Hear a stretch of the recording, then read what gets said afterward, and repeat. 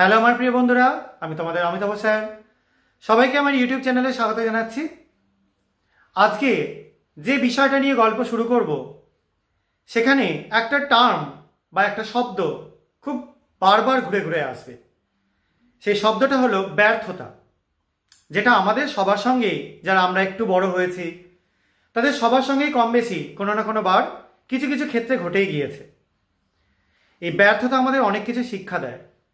এক হয় ব্যর্থতা থেকে আমরা ঘুরে দাঁড়াতে পারি, আর এক হয় আমরা কালের অতলে হারিয়ে যেতে পারি। তো হয়তো এই ব্যর্থতাই কোনো কোনো মানুষকে তার শ্রেষ্ঠত্বের দিকে নিয়ে চলে যায়। এবং আজকের যে গল্পটা, সেটা কিন্তু এরকমই একজন মানুষকে নিয়ে, যিনি এমন কিছু একটা আবিষ্কার করে ফেলেছিলেন তার ব্যর্থতার জন্যই, যে সেই আবিষ্কার তাকে গোটা বিশ্বের কাছে একটা বিশিষ্ট জায়গায় পৌঁছে দিয়েছিল। যার সম্পর্কে এই গল্পটা বলবো বা যাকে নিয়ে বলবো, তার নাম হচ্ছে চার্লস গুডিয়ার। নামটা হয়তো তোমরা অনেকে শুনেছো, যারা বিজ্ঞানের ছাত্রছাত্রী তারা তো অবশ্যই শুনেছো, আর যারা এমনি বিজ্ঞান ভালোবাসো তাদের অবশ্যই এই নামটা জেনে রাখা দরকার। এবং ইনি ব্যর্থতাকে কাটিয়ে ওঠার একটা খুব প্রকৃষ্ট উদাহরণ, যদিও সম্পূর্ণ তার আবিষ্কারটাই হয়েছিল আনচটকাভাবে। তাহলে গল্পটায় আসা যাক। তো চার্লস গুডিয়ার একজন সাধারণ মধ্যবিত্ত মানুষ ছিলেন, অসম্ভব বিজ্ঞান পাগল মানুষ। বিজ্ঞান ভালোবাসতেন, বিজ্ঞানের বিভিন্ন কাজকর্ম আবিষ্কার এগুলো করবার চেষ্টা করতেন। অনেক দিন ধরেই তিনি রাবার নিয়ে কাজ করছেন। তখন কিন্তু অনেক পুরনো একটা সময়কার কথা বলছি, যখন রাবার কি করে প্রসেসিং করতে হয় সেটা জানা ছিল না।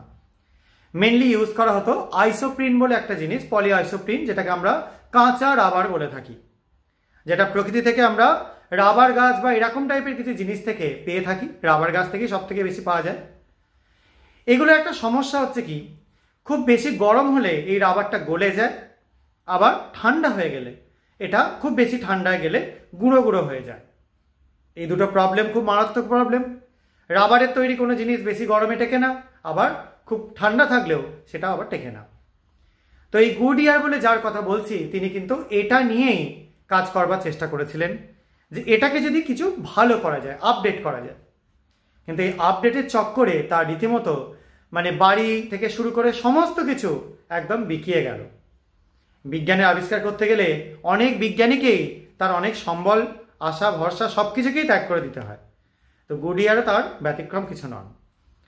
তো এরকম করতে করতে একসময় তিনি এমন একটা জায়গায় পৌঁছে গেলেন যে তার হাতে কোনো জিনিস নেই, শুধু বাড়িটা পড়ে রয়েছে, তাও সেটা ব্যাংকের কাছে বন্ধক দেওয়া রয়েছে। ব্যাংকের লোকজন তাকে রীতিমতো এসে বারবার বলছে যে এবার আপনাকে বাড়ি ছাড়তে হবে। প্রচণ্ড মনের দুঃখ, যা কিছু ছিল সব প্রায় বিক্রি করে দিয়েছেন, কিচ্ছু নেই বাড়িতে। ইভেন খাওয়ার মতো কোনো জিনিসও নেই যে তিনি খাবেন। তো উনুনের মধ্যে তিনি রাবারের কিছু সলিউশন, সেগুলোকে নিয়ে কাজ করছিলেন, কিছু রাবার গলাচ্ছিলেন, কিছু জিনিসপত্র মিশিয়ে মিশিয়ে গলাচ্ছিলেন। তো তার কাছে কয়েকটা দামি মূল্যবান ধাতুর জিনিস ছিল। তিনি শেষ ভাবলেন যে এগুলো বিক্রি করে যা পাওয়া যায় সেটা দিয়ে কিছু খাওয়া যাবে। কিন্তু সেগুলো সেই সময় তার অবস্থা মোটামুটি সবাই জানতো। সবাই তাকে নিয়ে রীতিমতো একটা ব্যবসা করে নেওয়ার কথা ভাবতে শুরু করলো। যেহেতু তিনি কাউকে কিছু বলতে আর পারবেন না, তার সব কিছুই প্রায় শেষ, হারিয়ে গেছে।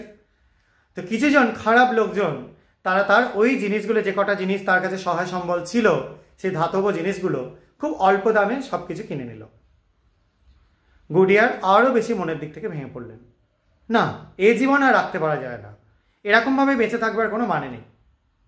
তো তিনি যেটুকুনি টাকা পেলেন সেটা দিয়ে কি কিনবেন? খেয়ে তো মরতে হবে তাকে। কি কিনবেন তিনি ভেবে পাচ্ছেন না। তো তিনি কিনে ফেললেন কি, কিছুটা সালফার, গন্ধক। সেই সালফার কিনে নিয়ে তিনি বাড়ি ফিরলেন। কিছুটা সালফার তিনি জলে মেশানোর চেষ্টা করলেন, কিন্তু সালফার জলে গলে না, জলে মেশে না। তো তিনি কিভাবে খাবেন সেটা বুঝতে না পেরে তার মাথায় এলো একটা জিনিস, যে এই যে রাবারের জিনিসগুলো নিয়ে এতদিন ধরে আমি রেখে দিয়েছি, এটা নিয়ে তো আর কিছুই হলো না। তো এই সালফারটা রাবারের মধ্যে মিশিয়ে যেটা তৈরি হবে সেটাই খেয়ে মরে যাব। এই মরে যাওয়ার কথা শুনে যেন তোমরা কেউ মনে কিছু ভেবে নিও না বা ভয় পেয়ে যেও না, কারণ বিজ্ঞানের আবিষ্কার আমাদের জানতে গেলে অনেক সত্যের সম্মুখীন হতে হবে। এটাও ঠিক তাই, একটা সত্য। তো তিনি এই যে জিনিসটাকে চাপিয়ে দিয়ে তিনি সেখানে বসে থাকলেন, যে এটা মোটামুটি মিশে গেলে এবার আমি খাবো। কিন্তু দীর্ঘদিন 3-4 দিন প্রায় না খেয়ে থাকা, প্রচণ্ড শারীরিক ক্লান্তি, অবসন্নতা, বিষণ্ণতা এবং একটা দেয়ালে পিঠ থেকে যাওয়ার মতো একটা ব্যাপার তাকে এতই তার অবসন্নতা বাড়িয়ে দিয়েছিল যে তিনি ঘুমিয়ে পড়লেন উনুনের পাশে শুয়ে। এবং ঘুম ভাঙল প্রায় 1 দিন মতো সময় পর। শরীর এত পরিমাণ ক্লান্ত, তিনি কিছুই করতে পারছেন না। তার মনে পড়ে গেল, হ্যাঁ এবার তো মরতে হবে, এবার তো মরার সেই জিনিসটা আমার লাগবে। তো তিনি উঠে গেলেন এবং উঠে উনুনের সামনে গিয়ে তিনি দেখলেন উনুনটা নিভে গেছে অনেকক্ষণ আগেই এবং বাটির মধ্যে সেই জিনিসটা তৈরি হয়ে আছে। ওপর থেকে দেখতে দারুণ লাগছে, কাঁচের মতো পুরো স্বচ্ছ চকচকে একটা জিনিস। তিনি টেনে তুলবার চেষ্টা করলেন, যতটা টেনে তুললেন হাত আবার টেনে তত অবধি নেমে গেল। দারুণ একটা ইলাস্টিক বা স্থিতিস্থাপক একটা জিনিস তৈরি হয়ে গেছে, যেটা তিনি এতদিন ধরে করতে চাইছিলেন। খুব অদ্ভুত একটা আগ্রহে তিনি সেই জিনিসটাকে নিয়ে আরও ভালো মতোভাবে দেখতে শুরু করলেন। না, দারুণ জিনিস, এবার একটু পরীক্ষা করতে হবে। নিয়ে চলে গেলেন আগুনের কাছাকাছি। একটু সামান্য পরিবর্তন হলো, কিন্তু আগে রাবারের মতো পুরো গলে বেরিয়ে গেল না। আবার ঠিক সেরকমভাবেই তিনি এই জিনিসগুলোকে নিয়ে চলে গেলেন যেখানে ফ্রোজেন লেকগুলো রয়েছে, সেইখানে ফেলে দিলেন। তার মধ্যে দেখলেন না, ফ্রোজেন লেকের সংস্পর্শে এসে ওপরটা একটু হার্ড হয়ে যায়, কিন্তু রাবারটা যেরকম থাকে সেরকমই আছে, কোনো পরিবর্তন হয়নি। ব্যাস, তার মনের মধ্যে আত্মহত্যা, নিজেকে মেরে ফেলা সব চিন্তাভাবনা বেরিয়ে চলে গেল। তিনি ভেবে ফেললেন যে জিনিসটা এতদিন ধরে তিনি আবিষ্কার করবার চেষ্টা করছিলেন, যার জন্য তিনি সব কিছু হারিয়েছেন, সর্বশান্ত হয়েছেন, সেই জিনিসটাই তিনি তৈরি করে ফেলেছেন। এবং এইভাবেই তৈরি হলো ভ্যালকানাইজড রাবার, বা গন্ধক দিয়ে রাবারের সঙ্গে একটা বিক্রিয়া করিয়ে এমন একটা জিনিস তৈরি করা যায় যাতে সেই রাবারটা সহজে নষ্ট হয় না এবং কাঁচা রাবারকে খুব সুন্দরভাবে এইভাবে প্রসেসিং করতে পারা যায়। তাহলে কি বুঝলে তোমরা? কোনো ব্যর্থতাই কিন্তু মানুষকে মৃত্যুর দিকে ঠেলে দেয় না, বরং ব্যর্থতা আমাদের অনেক কিছু শেখায়, সেই জায়গা থেকে ঘুরে দাঁড়াতে শেখায়। হ্যাঁ, হয়তো গুডিয়ার মনের দিক থেকে প্রচণ্ড ভেঙে পড়েছিলেন, কারণ সত্যিই তার কোনো কিচ্ছু ছিল না, সহায় সম্বল সব হারিয়ে ফেলেছেন। কিন্তু বিজ্ঞানের সেই মানসিকতাটা কিন্তু তার মধ্যে একদম ঠেসে বসেছিল। সেখান থেকেই যখন তিনি এরকম কাচের মতো স্বচ্ছ জিনিস দেখলেন এবং সেটাকে টেনে ইলাস্টিক এরকম টাইপের একটা আন্দাজ পেলেন, তখনই তার বিজ্ঞান মানসিকতা তাকে আবার বলল যে না, এটা নিয়ে এবার আবার এক্সপেরিমেন্ট করো।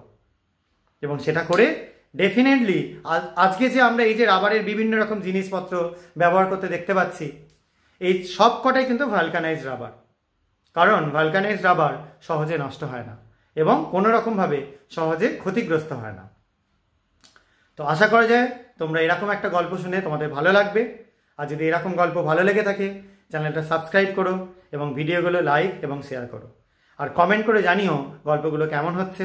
যদি তোমাদের এরকম গল্প আরও শুনতে ইচ্ছা থাকে, তাহলে আমাকে অবশ্যই কমেন্টে জানিও কি কি গল্প তোমরা শুনতে চাও। আজকের মতো এটুকুনি। সবাই খুব ভালো থাকবে, সাবধানে থাকবে। বাই।